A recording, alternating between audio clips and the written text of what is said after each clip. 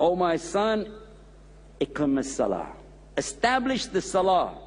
That's the worship that's enjoined on us as Muslims. We do it 5 times a day. Some people call it prayer. They say you pray. Unless they're Arab, they say you bray. For sure, for sure, this is something much bigger than prayer. In the English language, we have prayer. Prayer, you see, Christians will go like this. But that's not prayer. We have that. It's called dua. Only when we do dua, we don't close our hands, we open them so we can catch something if Allah wants us to have it. Also, it tells them in their book, in their Bible, to pray unceasingly. That means don't stop praying. And I remember when I was a Christian, they used to ask us about that. How are you going to do that? How can you continue praying all the time? You can't. But we do have a word for that. It's called dhikr. And we do it all the time. It means to constantly keep Allah in your mind and remembering Allah. And they actually had reference to the salah in their Old Testament. But again, they didn't have a word for it in English, so they just called it prayer. But it describes it as bowing down and prostrating and falling upon their faces. So this is a deficiency actually in the English language. It's always been there that there are 3 clear, distinct things that they translate as prayer in English. This, which is dua. This, which is dhikr, here and here. And, of course, the salah, which we do, and we do that 5 times a day.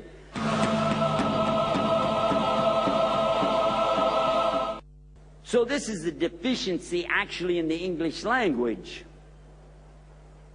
It's always been there that there are 3 clear, distinct things that they translate as prayer in English. This, which is dua. This, which is dhikr, here and here. And, of course, the salah, which we do, and we do that 5 times a day. And then it tells in here that Luqman was telling his son, after you've established the proper Aqidah, you understand that there's none to worship but Allah, the right belief, and then you've established your salah, then you call to al-ma'ruf and you forbid al-munkar. Usually whenever you read the Quran, you refer to other places in the Quran to get a deeper understanding. It's very beautiful. If you go to 3110, okay, I'm using the same numbers. Remember I said 3113?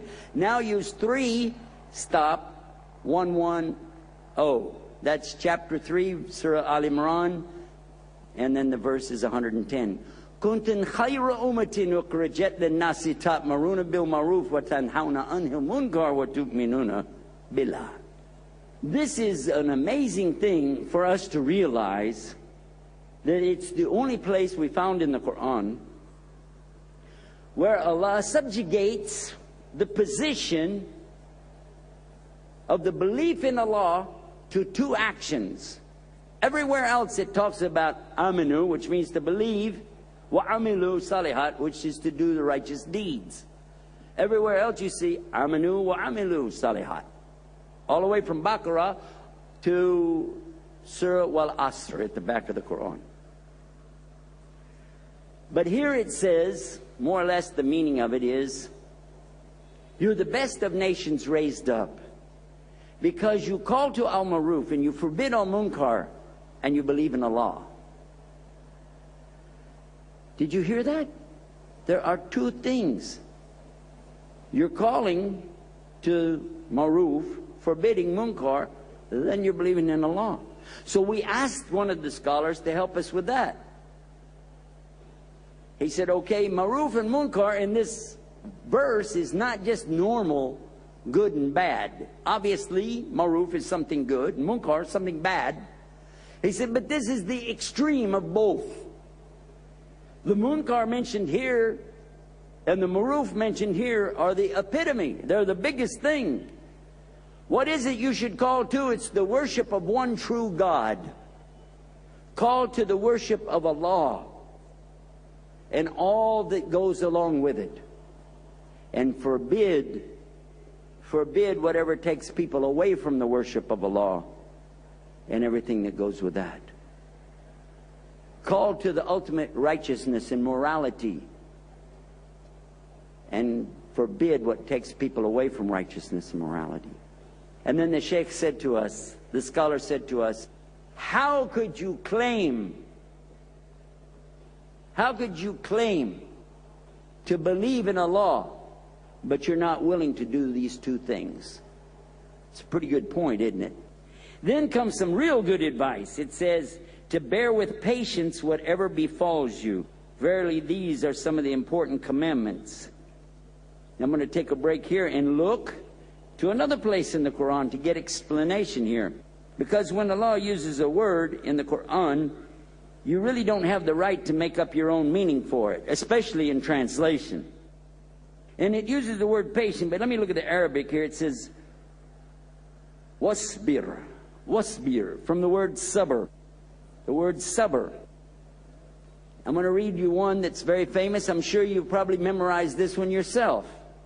And if you haven't, you need to be teaching this one to your children. Bismillahir Rahmanir Rahim wal asr. Innal insana lafi khusr. Illa alladhina amanu wa amilu salahati wa tawassaw bil haqqi wa tawassaw bis sabr. Allah here is swearing by the passage of time, and we don't even know what time is. In fact, I don't even have a watch on. Time for us could be, it seems like a long time, a short time, yet what is it in the scheme of things? And scientists tell us we've been on the earth for many millions of years, and they tell us the galaxy been here billions of years. So we don't even know what time really is. Allah is swearing by time, and He is the one who has created all of this. And He's swearing this mighty swearing about the insan. And who are the insan? The human beings. He says, I swear by the passage of time, all of the human beings are lafi khusr, means in a state of loss, broke, can't pay up on the day of Yawmul Hisab. They can't pay on the day of judgment. They can't pay off the debts that they incurred while they were here in this life. They're losers. Losers. Illa, except for a small group of people. Illa ladina amanu wa amilu salihat. Ah, there you are. Remember I just mentioned about that just a few minutes ago. They come to the right belief and they do the righteous deeds. Aminu wa amilu salihat. Wa tawassaw bil haqq wa tawassaw bis sabr. And they exhort, push, shove, encourage each other to everything that is right and righteous. And they maintain in steadfastness, persevering, and in patience. Because the word sabr is too big for an English word patient. It's way too big for that.